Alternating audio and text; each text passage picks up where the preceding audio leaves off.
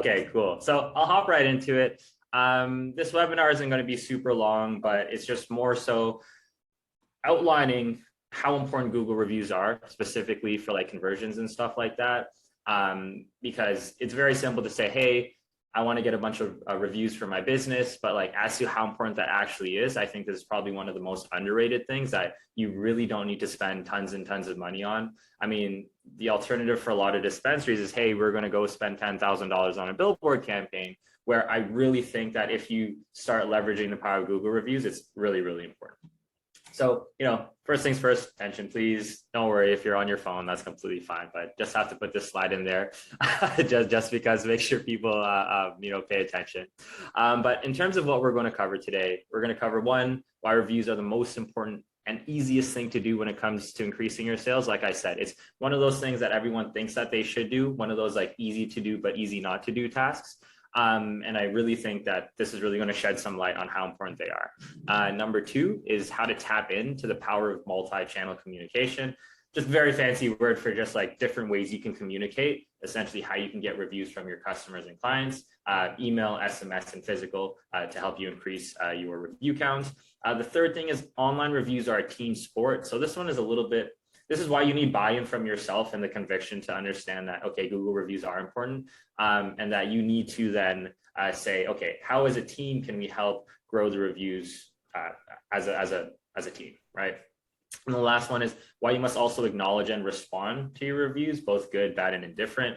I'll talk on it a little bit, but reviews are essentially like when you get reviews, the person who's giving you the review, they're polarized emotionally, right? They're either super happy with the service that you provided or super upset with the service that you provided. So you're going to get a lot of 5 stars and a lot of 1 stars. So it's super important that you respond to these reviews, not only for like SEO and marketing sake, but also so that you get an idea as to how your customers are interpreting your business, which is really, really important. So give you some context for those of you who haven't seen these slides already. I'll go through it very, very quickly. All the way back in the day, pre-COVID, 2018, started a table tennis club. And funny enough, like with like a lot of businesses, a lot of startups, like just minimal budgets, not really any good results. You want to figure out a way how you can get more sales, or in my case, how to drive more membership, right? So when I first started, I had to ask a bunch of my friends, and only 2 of my friends ended up coming to the club because I actually needed to take some pictures and stuff for social media, right? So I was posting on social media all the time, telling friends and family, and really no one showed up. So then I really need to figure, okay, what is a strategy to help grow this club? Like, how do I increase memberships, right? And I was like, simple enough. Whenever anybody wants something, they search for it. So table tennis club near me, whatever it is, they're going to type that in, and then they're going to find me on Google. So then I hit the books, did all the YouTube videos, did all of the different things that you can do to learn about SEO. And I actually started, getting some traction. And I grew the club to I think there was about 10 members here. And then after the SEO started kicking in, we tripled our membership, and I didn't do any paid advertising or anything like that. So we grew from 2 of my friends, they're not even members, to about 10 people, to about 30-ish people, which is really, really awesome. And I was like, okay, boom, light bulb went off in my head. If I can do this for myself, I can go ahead and do this for other people, right? So when I transition all the learnings that I have, all the way from like kind of freelancer doing it to myself to an agency, to where, we have a bunch of happy clients. I have a YouTube playlist of all these guys, giving me some happy words, which is really awesome. But more importantly, also the results that we've gotten for our clients. If you are familiar and you're on this call talking about Google reviews, you're probably familiar with the back end of the Google My Business account, right? So some of the results we've gotten for our clients, we increased calls to this dispensary by 302%, which is really awesome. I mean, in 2 months, they're able to see a significant growth in the amount of calls they were able to get. The aggregate data of that was 33,000 website visits, 14,000 direction requests, and 8,500 calls. So, it's taken a long time to get to this point, but we really have a system here at Cannabis to, drive results, right? Especially with SEO and web design and conversion. That's essentially what we do right here, generating 40,000 of additional revenue per month with this time as well. Just some really, really awesome stuff. So now into, the meat and potatoes, as they say. Why I really care about your reviews. And the reason why is because they really can make or break your business, right? And think about just even how you purchase things. And it doesn't necessarily have to be on Google. It can be on like Amazon. The example, I don't know, you're buying. So I was buying blackout curtains, for my room, and I really didn't know which ones to buy. So what I needed to do, because they're all pretty much similar price point, they all said they take out all the light, they do all these different things. The differentiator for me was that I looked at the reviews, and that was a direct thing that resulted in me purchasing this specific product, right? Because I was able to look at the reviews, and then because the reviews were good, I went to go and buy it, right? So the exact same process applies no matter what industry you are, but specifically in spaces like this, like dispensaries, like restaurants, these service-based businesses that, or not service-based businesses, but the businesses that provide a product to people in person, very, very important for you to have. So what do people really see on Google, right? When they type in dispensary near me, you can see the reviews are actually like underneath your name. The reviews are like the number one thing, right? So Vapor Room 96, Mo Green 691, Fig and Thistle 51. This is just a screenshot that I took. And what do you think, or out of these three options, right, which one do you think has the highest percentage chance of people clicking that dispensary? Probably this middle one, right? So even though these three are on top, you can see this one clearly has more reviews. So if I'm coming in as a new customer, I'm immediately at least going to check out this dispensary to see, okay, these guys have the most amount of reviews. They also have 4.9 star reviews.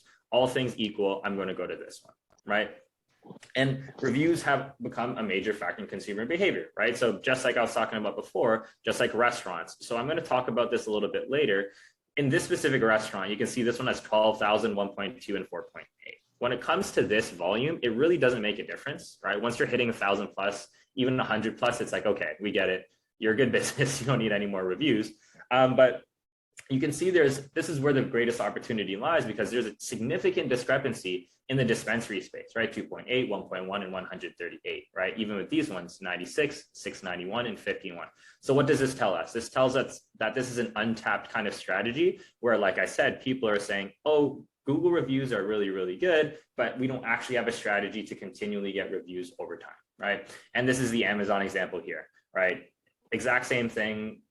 Pricing is relatively the same. This one has 40,000 almost 5-star reviews. This one has 7,000 4-star reviews. So all things the same. Which one are you most likely to buy? Probably this one, right? So there's a study done here by these guys at powerreviews.com showing you what the top factors impacting purchase decisions are, right? And I won't go through all of them and all the percentages and stuff, but ratings and reviews is the highest at 94%, right? With some imagery and some branding and personal recommendations, which is funny enough, 60%. So we are actually taking the consideration of strangers on the internet into our purchase decision more than recommendations from friends and family, which is super interesting because we know internally that like these, the people that are leaving ratings and reviews, there are just so many people. The sample size is so much larger that if 10,000 people give this thing a 5-star review, there's a high likelihood chance that this is going to be correct because people don't want to make the, even if you give guarantees, if you don't think our product is good, you can give it back right away. You want to make sure you make the right purchase first, right? So want to make sure you get the ratings and reviews, really, really done well.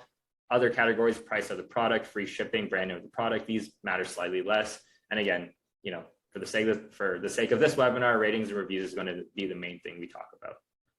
So 1, we know reviews are good. So 2, how many reviews do you need to see the conversions that you're looking for from a business standpoint?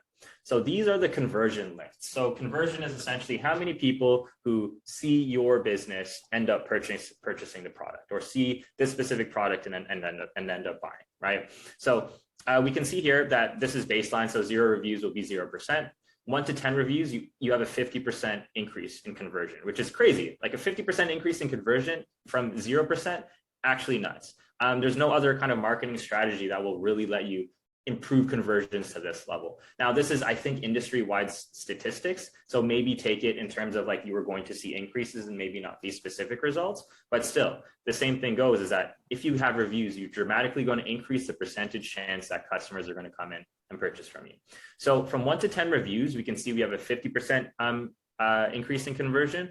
But if you have 11 to 30, it jumps up to 100%. So that's another 50% jump, which is, again, absolutely crazy. If you tell the marketing manager or, the owner or whoever else of the store that you can increase conversions by 50% or 100% by getting reviews, they're going to be on it.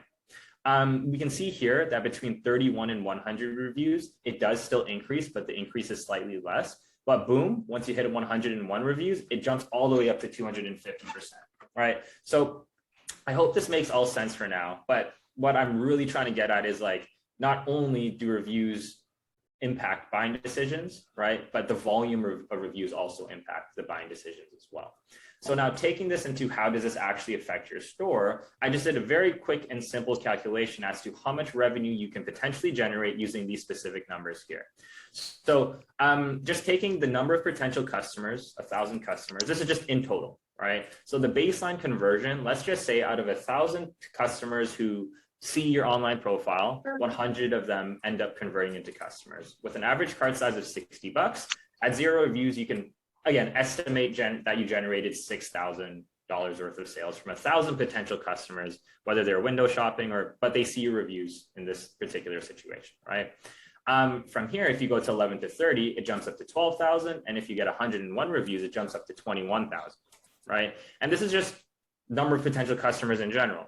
So if I extrapolate that and we go 10,000 customers, because like eventually you're going to hit 10,000 customers. It doesn't have to be 10,000 customers per month, but 10,000 customers in general, you're going to see a difference in sales generated from $60,000 to $210,000, right?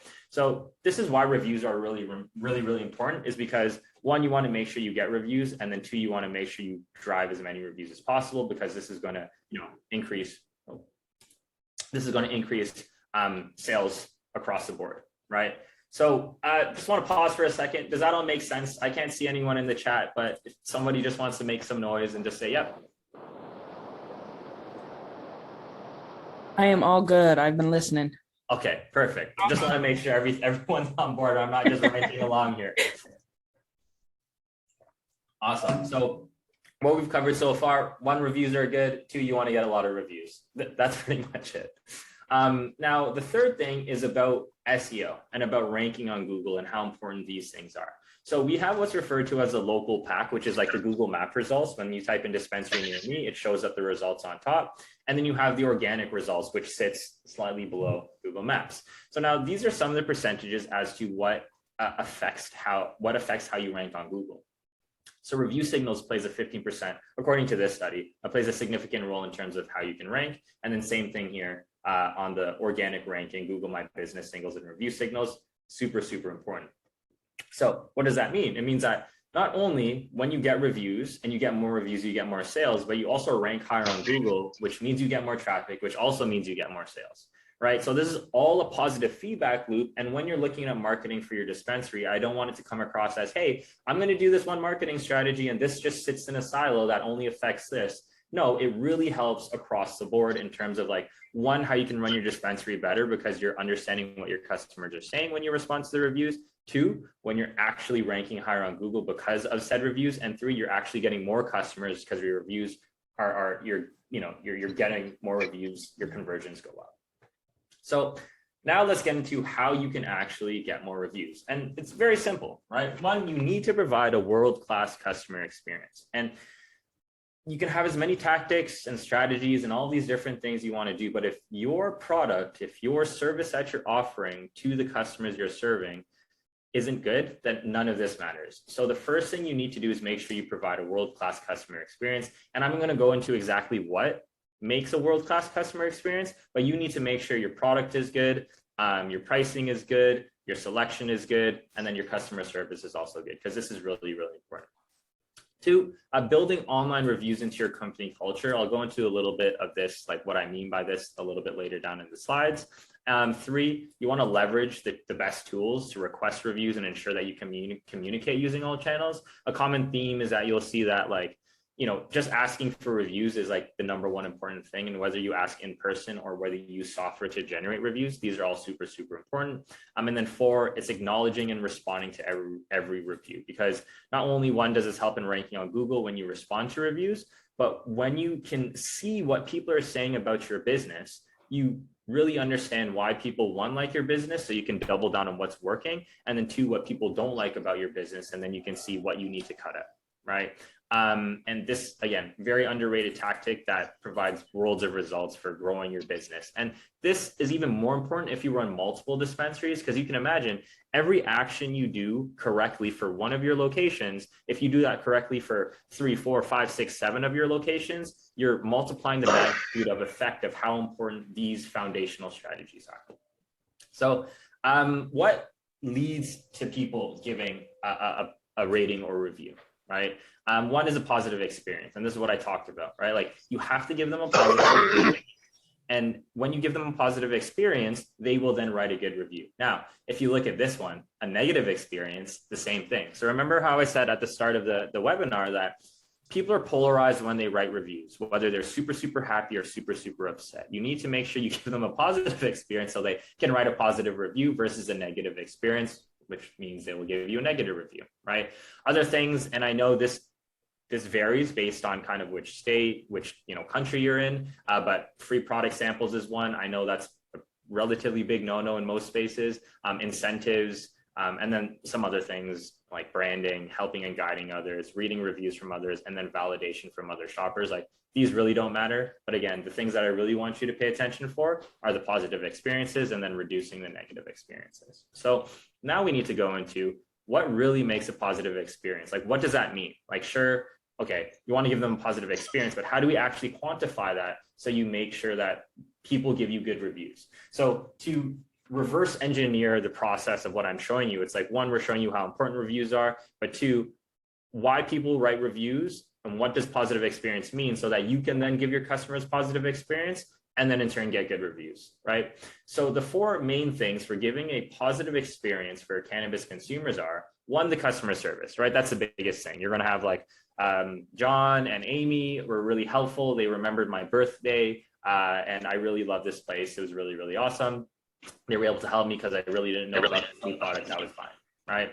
That's 1. 2 is the pricing. If your pricing is too expensive, then it's too expensive, right? So you need to make sure you price according both to value and according to the demographic you serve, right? If you're in a more affluent area, you can probably get away with pricing. But if you're in an area, that, doesn't have as much money, you obviously need to price it lower. And especially with competitors going around you, if you're the most expensive place, the consumers are going to know and you're not going to get any customers anyways, right? The third one is good product and selection. So if you sell a really bad product, then, no one's going to be happy about that. And also the selection. We're finding that cannabis consumers are also getting more selective in the products that they want. They're asking, hey, do you have this product in store? Hey, do you do this? Do you sell this category? These are the different things that you need to bring in to make sure that, again, this is a positive experience. And then the 4th one is the buying experience. So by buying experience, I really mean like, if I want to buy online, is your website mobile friendly? If I come into your store, do you have inventory available? If I come into your store, do you have a lot of people working? These are the different things that you need to consider to provide a positive experience for cannabis consumers, right?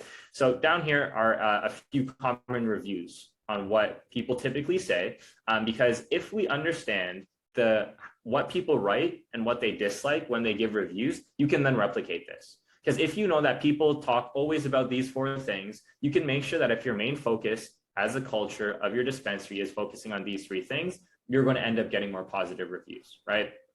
So a couple of these, this place is underrated, great flowers, right? Great product and selection, great pricing, right? Staff are hit and miss, but mostly are cool. Security got to be more friendlier, right? So this is something that I don't think a lot of people take into consideration is that, okay, maybe the security doesn't provide a good buying experience, right? So this is something that could potentially be worked on. The last thing, website needs to be updated. It's outdated, especially mobile. Put some money into it like the artwork outside. Cheers. So we have both positive and negative reviews, not negative, but I would say constructive criticism for your dispensary, right? Down here, this place is wonderful. Workers are extremely helpful, right? Customer experience, location is convenient and clean. My experience has been quick and easy with all employees, knowledgeable products of different types, 10 out of 10 coming back again, right? So all of these comments fall under one of these or multiple of these 4 things, right? Another thing, service is excellent. Selection of edibles and all other products make the trip worth a visit across town, right? Extremely friendly and helpful. Love everyone there. The prices are great. I wish they had bigger selection on shatter, but that's a complaint. You guys are amazing, right? Great staff, selection prices, service people selections, ordering, a bit pricey, but good quality items, right? So these four things, if you only focus on these four things and how to make this better for your dispensary, you are then going to give your customers a more positive experience, right? Which means they're going to write more reviews for you. So coming down in here, talking about building online reviews into your company culture. So these are the number of times consumers need to be asked for a rating or review before they actually write a review. So you only need to ask once, and 68% of people end up writing a review for you, right? And when you come in and you have a culture of not like beating down the door, like, hey, give me a review or else, it's like, hey, thanks, Mary, for supporting, thanks for being a regular at our store. Would be really awesome if you can write us a review because this really helps out, that sort of thing, right? You just have to ask them once and they're more than likely not to write your review because this is above 50%. So there's a higher chance that they are going to write a review than not writing a review. Down here, just very, very simple script, right? All right, we're done here. Is there anything else I can do for you? No, that is all. Thank you so much. Great. Hey, if you wouldn't mind taking a minute to leave us a review on Google, I'd really appreciate it. It'll help out the business a lot. And if you mention my name, it'll look great for me and my boss, right? Absolutely. How and where should we do it, right? So, the statistics slightly vary. This one says 68, this one says 80%. But what I want you to take away is that when you ask for reviews, you're typically going to get them. Like, that's all it is. And it's nothing complex, but the reason why you need to build this into the company culture is that the bud tenders also need to have buy-in to say, hey, remembering people's names and not just treating each person as a transaction, but developing that relationship, taking it back here, giving them that good positive experience so that the ask for the review isn't something that, needs like hair and teeth pulling, right? So in terms of additional strategies for driving consistent reviews, what you can also really do is have QR codes that lead directly to your review page at checkout, leaving a printed card with each purchase, training the bud tenders to ask for reviews, and then leveraging your existing database for reviews via email or SMS, right? There's different creative things that you can do, right? So things like having a poster right at your checkout window, right? So even if you don't want to ask, it's something that's top of mind, or having it like a really nice card, having it in these postcards. Because I'll tell you, when I used to do marketing for this restaurant, reviews for restaurants are super, super important. And they were, I don't know, hovering about the 50 to 100 reviews. And all I said was like, look, let's try one simple trick, is just ask for reviews at the end of your diner's dinner and then see what happens, right? They blew up to like 300 to I think 500-ish reviews in a very, very short period of time because all they did was ask, and they didn't even use software to retarget people or put in reviews in the boxes. It's literally, how can you just ask people to get reviews, right? And it's not just saying, hey, make sure you ask your customers to get reviews. It's really getting the buy-in to make sure, you continue getting reviews, and maybe it's some sort of incentive that you can provide your employees as well, right? Now, where do you get your review link? In the Google My Business account in the backend platform, there's a section called request reviews. You just copy this link and then you can share this review form. I would recommend you put it on the website. You can then use software to translate this into a QR code, which will then have everyone go to your review link, and then you should be good to go on that end. In terms of loyalty tools, there's a bunch. I'm not affiliated with any of them. The two big ones, Spring Big and Alpine IQ. Right, these are loyalty tools that you can do retargeting, SMS, email. Again, to my knowledge, I think they can also segment your purchasers into like top 10% of purchasers and stuff like that. So if you know that you have X amount of customers who have spent 10% of the money, you know that they're more than likely to write your review if they haven't already. So you can then leverage these tools to then also get more reviews and then ask them, say, hey, can you write a review? And just shape it in the way that you want your content and your branding and like how you would script it out. But again, the fundamentals of getting reviews it really comes down to the ask, right? But asking only comes from knowing how important reviews are. And again, it's a low budget. It's not like this massive marketing budget that you need to do, but it provides insane results. So here you can then go ahead and do email templates about writing reviews. Hey, everyone, positive reviews from awesome customers like you. Like, I would make it a little bit more personalized than this, right? But same thing here, you can go ahead and get reviews using email or SMS, which is, really, really important. Now, touching on the why you should respond to reviews. So in responding to reviews, this also helps with SEO and ranking on Google, because when you use Google's platform, they really like it. So by responding to reviews, it shows Google that you are someone that is active on the Google My Business platform, and will then end up ranking you higher. What we also need to do when we respond to reviews is reducing the negative impact of bad reviews, because you're going to get bad reviews. Honestly, if your business doesn't have any bad reviews, that's almost as big as a red flag if you do get bad reviews, because like no business doesn't get any bad reviews, right? So we need to reduce the negative impact of bad reviews, and I'll talk about that in a second. The third one is we need to promote the continuation of new reviews. And then the last thing that I think is the most important thing is that it helps you keep an eye on what your customers are saying about your business, so that you can make sure you don't get complacent. Because a lot of times, and I've seen it happen, is like, hey, our business is doing great, we're growing month over month, blah, blah, blah, blah, blah. And then next thing you know, your products are really, really bad, or there's like a bud tender that's like really not nice to your customers. And slowly but surely, it's like death by 1,000 cuts. You see that your customers are not happy with whatever aspect of your business, and it's just too late, right? You've lost a good chunk of change, but you want to make sure that you come in and you do better. So there's both ways you can go about doing this, right? So the good reviews, super easy to respond to. Staff was friendly. I went during their happy hour and the discount was so worth it. Lines move quickly and the store has a lot of variety, right? Selection. So all these different things, you can see this person who wrote this falls under those 4 things: good quality product, pricing, customer service, and buying experience.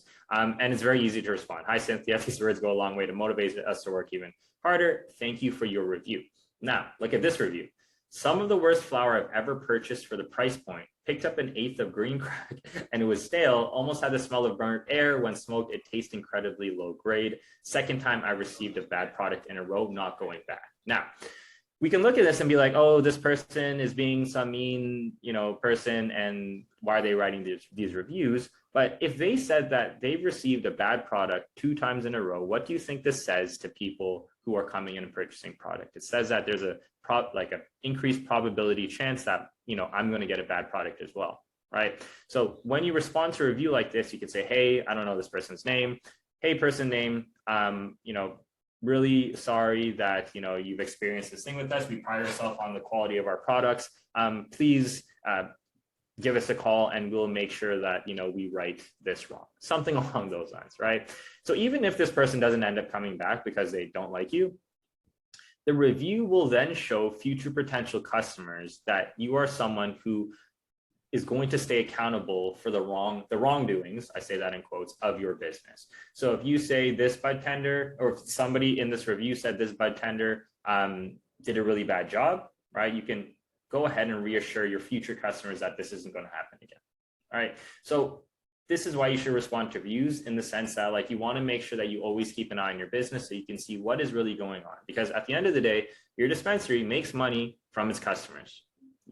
The customer is the only thing that really matters. So if you need to make sure that your customers are really happy with the service that you're providing, because no amount of marketing, no amount of sales, no amount of branding will help remove a bad reputation, especially when there's so many other competitors in the area. It's really important for you to continue to get to keep your eye on the ground for what customers are saying about your business.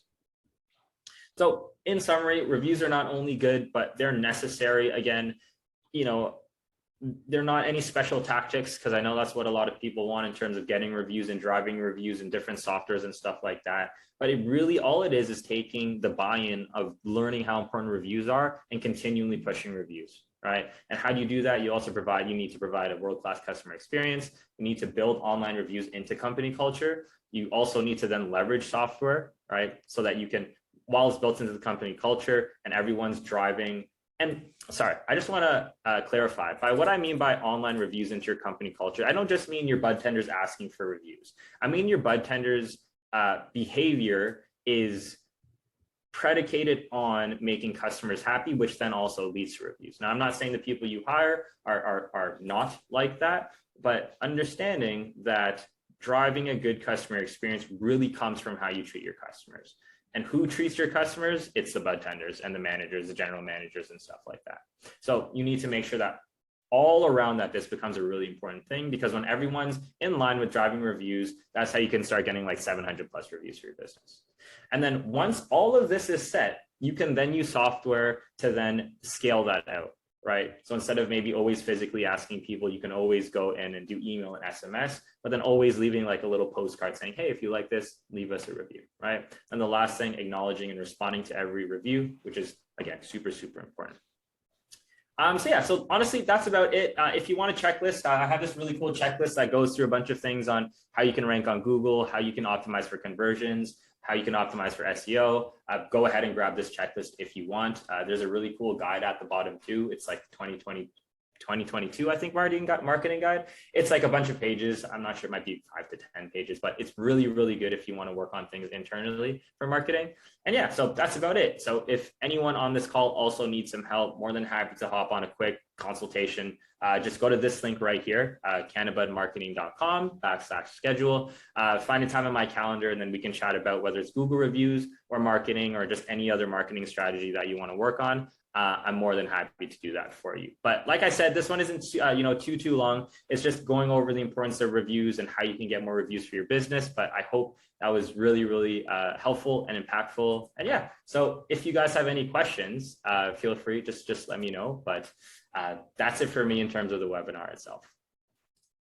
Thank you, man. I appreciate it. I learned a lot. No worries. No worries. So yeah, did you have any questions on that? Hopefully that all made sense. I just essentially just reversed engineered everything. It was like, hey, you got to do this, and work backwards from that. No, I understood everything. I don't think I have any questions, but I will see if Becca has anything too. Sure. Maybe we can schedule something together. Yeah. But yeah, I appreciate this. No worries. No worries. And like I said, like the reviews portion, just if there's any takeaway you're going to have, right, it really plays into kind of other things that you do, because like, let's just say hypothetically, you're optimizing for your reviews. Doing that means that you're giving your customers a better like experience. And then that also increases word of mouth too, right? So you have word of mouth coming along, you have conversions from the website, you have increased SEO ranking, and all of these things really play a part into like this positive feedback loop to help you increase sales, versus like, hey, let's go do a billboard or a subway campaign and just kind of put money out there. So yeah, looking at all of this and seeing what marketing activities you can do that also impact other areas of the business, especially if some dispensaries are on a budget, that's, I think, one of the most important things. Awesome. Thank you, dude. Well, no worries. Does anybody else have any questions? Anthony, are you good? Yeah, no questions. Appreciate your time, man. Okay, cool. All right, I think that's about it for me. So like I said, if you want to get in touch, you guys have all my emails too. Shoot me over an email.